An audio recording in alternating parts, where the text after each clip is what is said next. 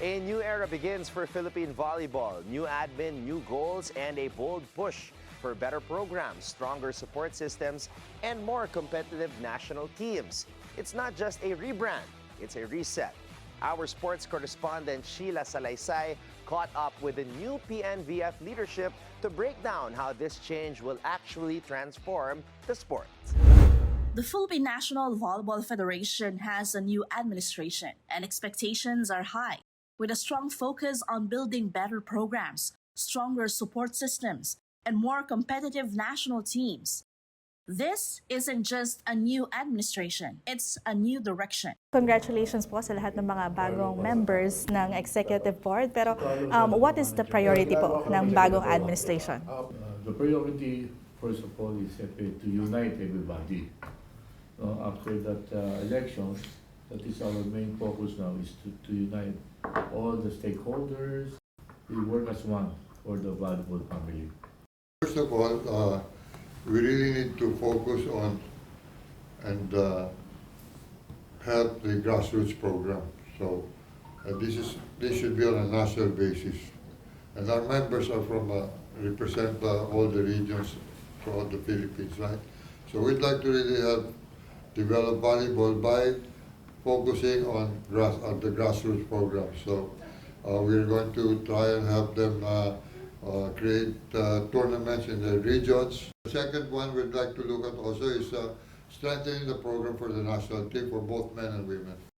In the PNVF, one big question looms: transparency. From people in the volleyball community to stakeholders calling for clarity, the demand is growing louder. Now, under a new administration, all eyes are watching.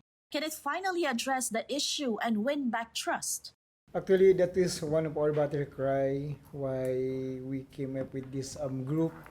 There are so many ambiguous questions, but we will try that the direction of the new board anchored on transparency, good governance, inclusivity, and to add, of course, patriotism and accountability. And we don't like only among the board can diverge what happening in the system, but to include all stakeholders because they are our backbone. Dr. Oti Camangyan and Charo Soriano, two generations, one passion for Philippine volleyball. They've seen it all: transitions, challenges, growing pains, and today their voices help shape a new age of leadership. I've seen it transition into what it is now from what it was before. The development, the how excited all the general public is because of the sport. The growth of the sport in terms of not only, let's say, the number of players playing, but also in terms of economic enterprise. We're seeing it as a whole ecosystem, a whole industry already.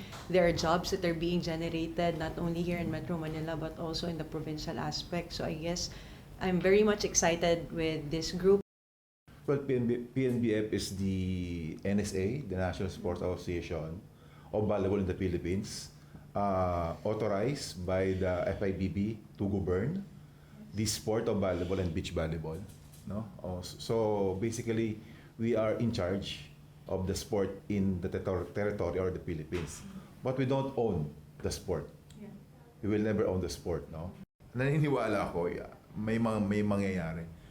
I've been with volleyball for 4 decades already. Grade school, high school. Yeah. Even, serving the country as a national player, team captain, kasama ko si Sir Tony sa beach volleyball, national team coach sa beach volleyball. And then Secretary General from the previous federation. So, it is really imperative that at this point in time, there must be a genuine, concrete program that later on will reap. New admin, new ideas, and board members who come directly from sports and volleyball, bringing experience and fresh perspective. They're ready to break old habits. The big question: what can this deliver to level up Philippine volleyball? So as you can see in the new board, that representation is present. There are 3 board members now in Mindanao, around 2 in Visayas. There's a lot in Northern Luzon, and there's NCR.